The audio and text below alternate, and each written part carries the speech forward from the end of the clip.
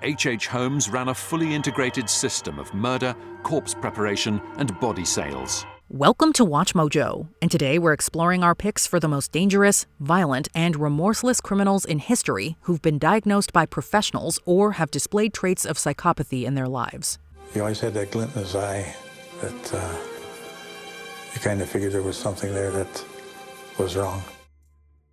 David Burkowitz, a.k.a. the Son of Sam. Burkowitz reveals details about a deadly cult that he says claimed his soul.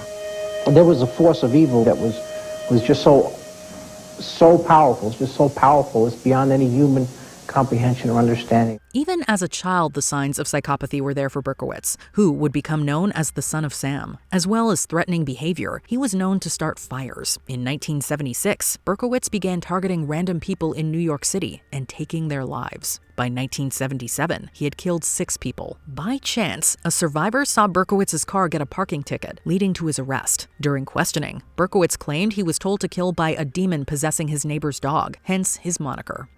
How did you get in here? Leave me alone! What do you want? However, he later admitted this was a hoax. In 1978, after being declared competent to stand trial, Burkowitz pleaded guilty to his murders and received 6 consecutive life sentences. You know, as a Freudian psychologist, he had these certain molds you have to go into. It always reverts back to the childhood, the mother, a bad relationship.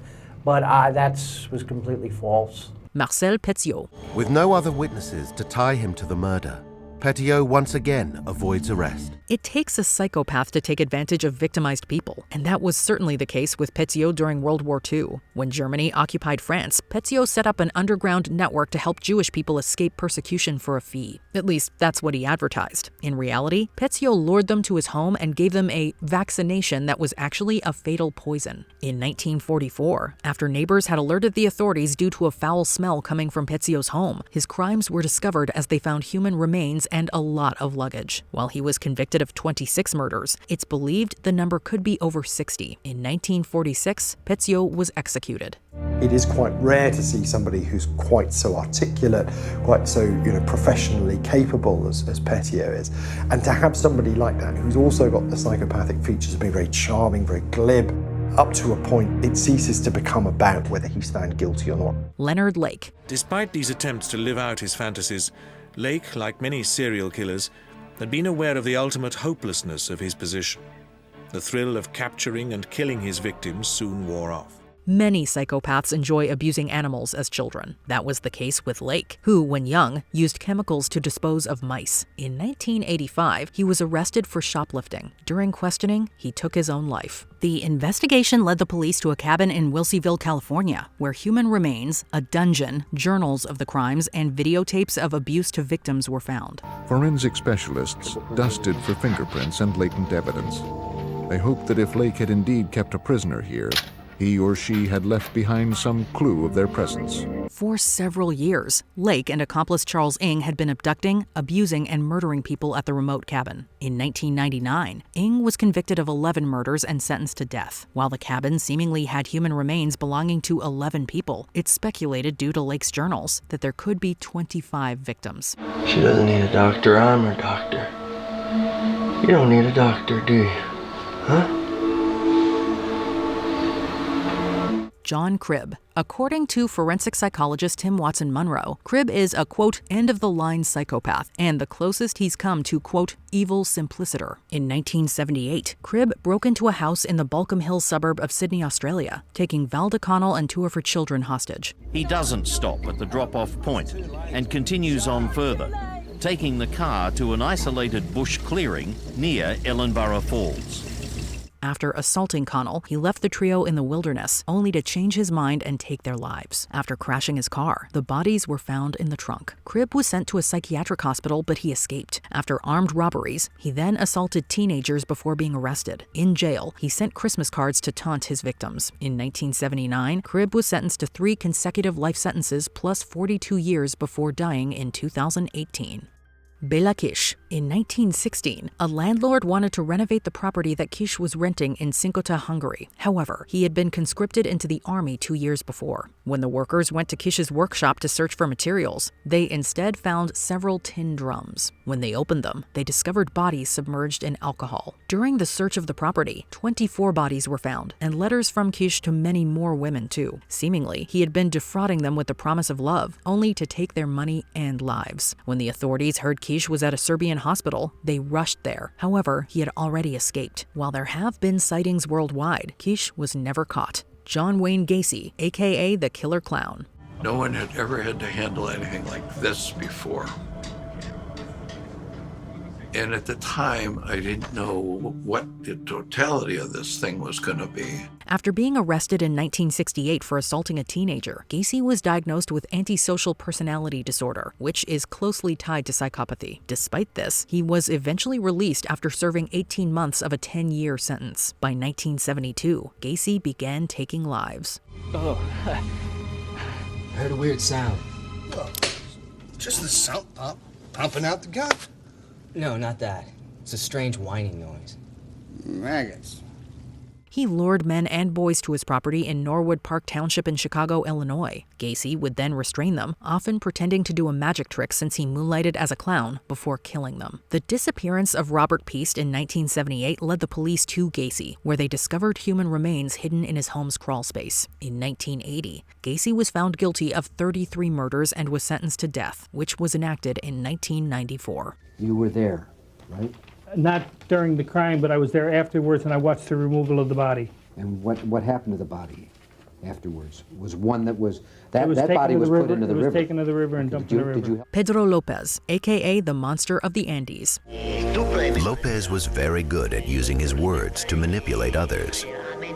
People with personality disorders are very smart, and they use their language in a way to try to justify their actions very well. Known as the Monster of the Andes, Lopez preyed across multiple countries in South America. In 1980, he was arrested in Ecuador for attempting to abduct a girl. While in jail, alongside him was an officer posing as a prisoner. Lopez proudly proclaimed to his cellmate the many, many lives he had taken. In 1980, he received the maximum sentence of 16 years for taking 110 lives, but it's speculated it could be over 300. ¿Cuántas violaciones realmente cometió Pedro Alonso? Yo no cometía, yo estoy implicado como cómplice. Claro que participé en el hecho, pero... Upon his release in 1994, Lopez described himself as the, quote, man of the century. When he was deported to Colombia, the cops were unable to charge him with anything but sent him to a psychiatric hospital. After his release, Lopez vanished in 1999 and hasn't been seen since. He went back into the countryside he knew so well, to the killing ground where he had found so many victims. That was the last time anyone reported seeing Pedro Alonso Lopez.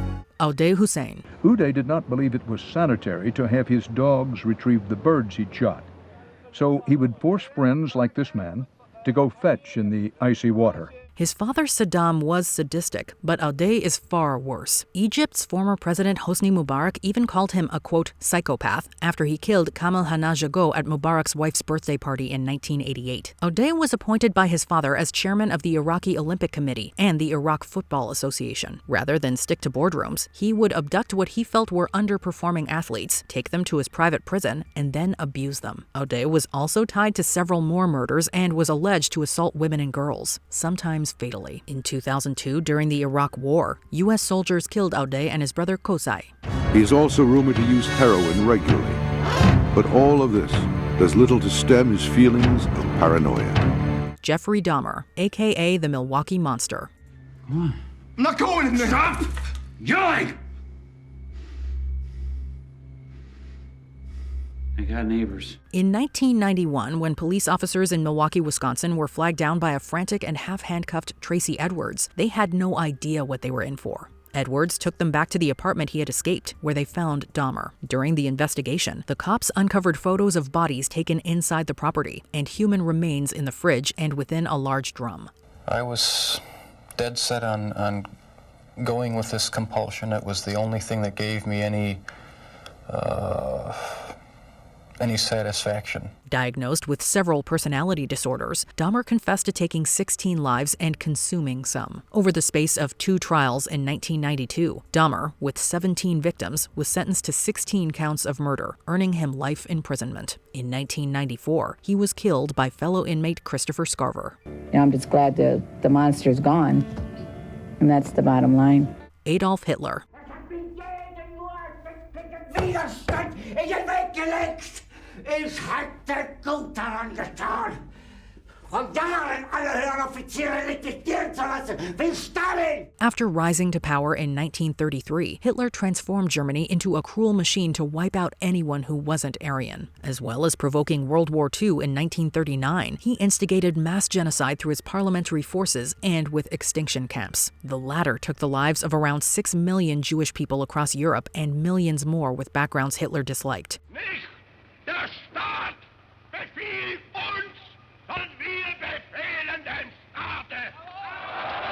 It's estimated that up to 85 million perished from the war, making it the most out of any human conflict. When he realized he was set to lose, Hitler took his own life in 1945. While he wasn't formally diagnosed with any mental illness, researchers have theorized he was a psychopath due to sharing several traits linked to the condition. We must understand the leaders we're contending with. You can't deter optimally a leader you don't understand. Richard Ramirez, aka the Night Stalker.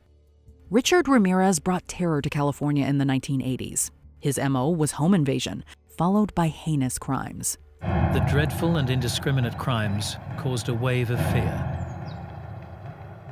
Everybody was scared. Everybody in the county of Los Angeles and Southern California was scared to death. He boasted about 15 victims, yet there are probably more. Ramirez came from a troubled childhood, as his father was a violent man with alcohol use disorder. This likely contributed to his psyche, as did physical brain trauma from the events. 25-year-old Ramirez had begun worshipping Satan in his late teens and would often leave pentagrams at the scene of his crimes. As well, his cousin Mike was a wartime Green Beret and would sometimes share gruesome photographs with Richard, who claimed he was fascinated rather than offended by the images. In addition to a traumatic childhood, Ramirez showed impulsiveness, criminal versatility, and lack of remorse, all traits on the Hare psychopathy checklist. Such is his reputation that extra security was set up outside the courtroom, and many spectators crowded around for a glimpse of an accused serial killer. Albert Fish, aka the Gray Man. Fish could have easily passed for someone's grandfather, but this was not your average grandfather. Albert Fish was born in 1870 and was once placed into an orphanage for about 5 years. In the orphanage, he suffered harsh physical punishments, at which point Fish noticed that such violence caused him pleasure. Fish is regarded by many aficionados of crime as the scariest and most deranged of all American serial killers. Partly I think it was because he seemed so benign. He found himself fascinated with mutilation after seeing anatomical bisections at a museum. Fish would also attack himself, displaying the tendencies often seen in psychopaths. Fish would capture young people and claimed numerous victims. On the psychopath checklist, Fish would tick off lack of empathy and remorse, as well as impulsivity, among many others. Those psychiatrists who testified for the prosecution that he was sane were correct, and I think that they were able to support their findings with Fish's own behavior that shows pre-planning, clarity of thinking, and a real awareness that this was something that was illegal and wrong. Albert DeSalvo, aka the Boston Strangler. Albert DeSalvo took the lives of over a dozen women between 1962 and 1964, in most cases by entering their apartments. As the number of victims grew, police became more and more frustrated. No woman felt safe. DeSalvo was initially convicted in late 1964 for a series of crimes dubbed the Green Man attacks. He invented a routine to con gullible young women, relying heavily on his ability to charm. In custody, he confessed to many crimes. Much like others on this list, DeSalvo grew up in a problematic home. His father tormented his wife in front of their children. DeSalvo began to mistreat animals at age 12. Forensic psychologist J. Reed Malloy points out that psychopaths tend to devalue their victims. DeSalvo would put neckties on his victims and position their bodies in horrible ways, a form of posthumous devaluation in turning them into displayed objects. He wanted to be world-renowned. And of course, if you confess to the worst serial murder since Jack the Ripper, you're going to be famous, infamous. Dennis Rader, aka the BTK Killer. Dennis Rader was convicted of 10 killings that took place between 1974 and 1991. Rader, like numerous others on this list, also displayed typically brutal animal mistreatment in his youth, capturing and killing them. His main motivation was realizing his twisted fantasies, hence the nickname he gave himself, BTK. In my mind, there was two people in that body. One of them was a husband and father, the Boy Scout leader. The other one was an absolute animal. He is an unconventional psychopath to some experts, as one of the key traits is lack of acknowledging responsibility for one's actions. Rader sent taunting letters to media outlets and law enforcement, boasting about his crimes. BTK began today's letter with a question.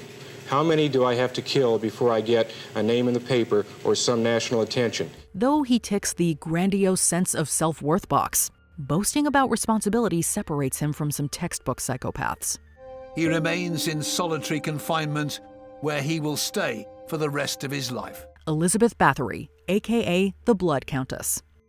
Though her guilt is actually still debated by historians, Hungarian Elizabeth Báthory was a countess who lived between 1560 and 1614 and allegedly took the lives of around 600 young women. Elizabeth Báthory had a terrible temper, and she enjoyed torturing people. She enjoyed humiliating them. Many of her victims were sent to her by their families in order to learn proper etiquette, a typical practice at the time. She is said to have bathed in blood in order to maintain her youthful appearance, but this is also highly debatable. Her sadistic reputation was beginning to strike fear into the hearts of all who heard her name. You must imagine these people cowering outside the walls of her castles, never knowing what exactly is going on in there, but knowing at the same time that they are absolutely subject to this person's power, to this person's whim. Báthory reportedly displayed mental health issues from the age of 5 and was exposed to executions and the beatings of servants from a young age. She also displayed obvious disturbed public behaviors in her adult life, watching others suffer for pleasure or harming them herself.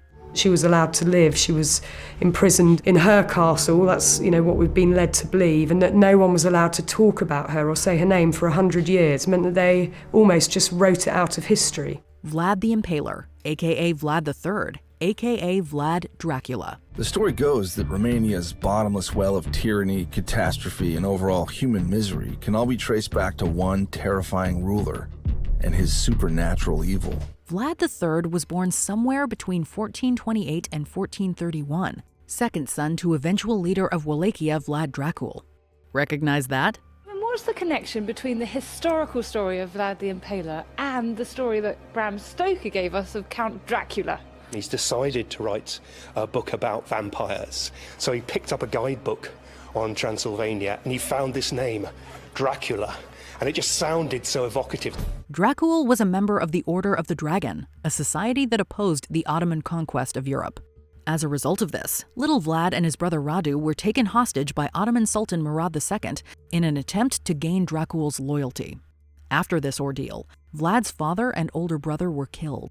When in power, Vlad had a particular penchant for impaling his enemies and leaving them to die.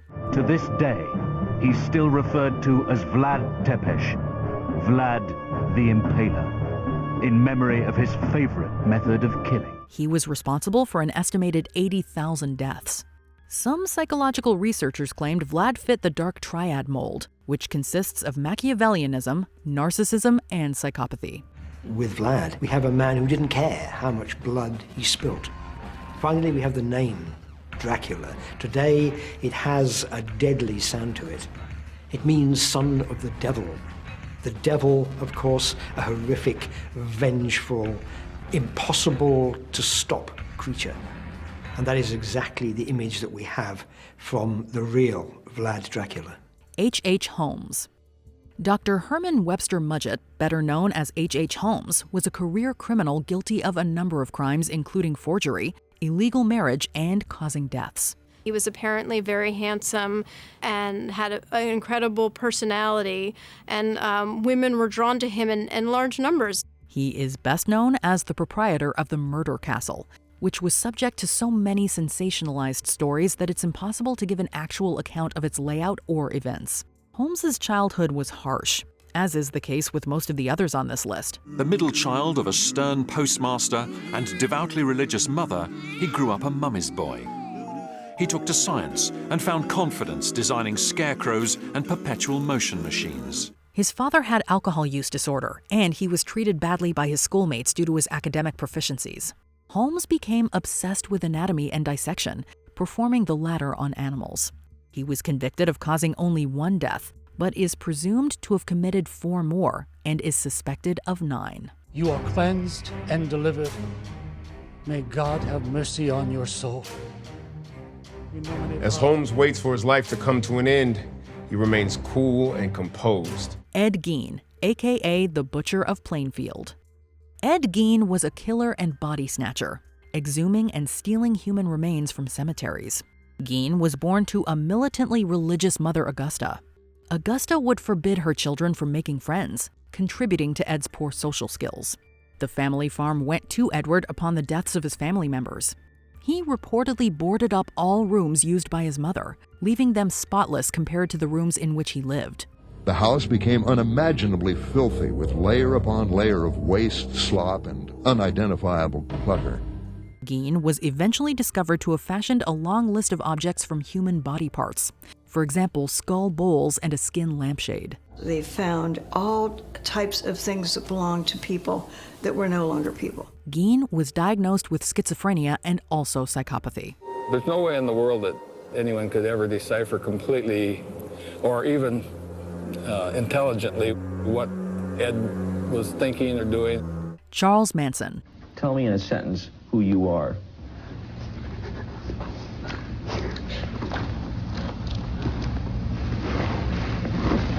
Nobody.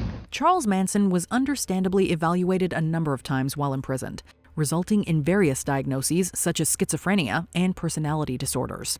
After Manson's death, his initial evaluations by psychologist Todd Roy were publicly released, giving other professionals the chance to weigh in. What we learned from Manson is how somebody can be affected to a point of having psychiatric problems and still be charismatic and manipulative enough and have enough going on upstairs to plan and organize 2 massacres. More modern researchers claimed Manson was more on the bipolar spectrum, displaying psychopathic, narcissistic, and antisocial behaviors. Are you mad? Do you feel like wolves kebab friends?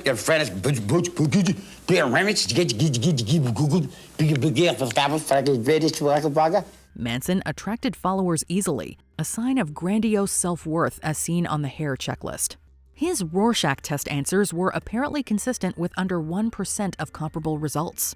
He also came from a troubled childhood with a neglectful mother, unstable father figures, and time spent in a boys' school where he was beaten for the smallest infractions. There was no reason to say that Charlie's early life as a child was ideal. Having your mother in prison never is. Before we continue, be sure to subscribe to our channel and ring the bell to get notified about our latest videos. You have the option to be notified for occasional videos or all of them. If you're on your phone, make sure you go into your settings and switch on notifications. Ted Bundy. He was sharp. You couldn't put anything over on him. He liked to play games where he'd make us look like fools, like he was dealing with inferiors. Just simple, low-life, country bumpkin deputies. The infamous Ted Bundy confessed to dozens of horrific crimes between 1974 and 1978. Bundy confessed to all 8 Seattle killings and 15 more in Oregon, Utah, and Colorado. He gave police information on dozens of other unsolved cases. Though recollections of his childhood are scattered, with differing stories from different people, including Bundy himself, it is seemingly the case that he never had a clear father figure. He was made to believe his grandparents were his actual parents and his mother his sister. From an early age, Ted sensed he was living a lie. The truth clearly marked him in some way. Bundy was initially diagnosed a psychopath by prominent psychiatrist Hervey Cleckley in the late 1970s, yet has subsequently also received many other psychiatric diagnoses and designations. Bundy had a successful mask of sanity. He could easily charm his victims into trusting him. He graduated in June of '72 from the University of Washington with a degree in psychology. Why does he get a degree in psychology? From my view, he does that because he wants to be able to continue to manipulate people. What other horrible psychopaths did we miss from this video? Let us know below.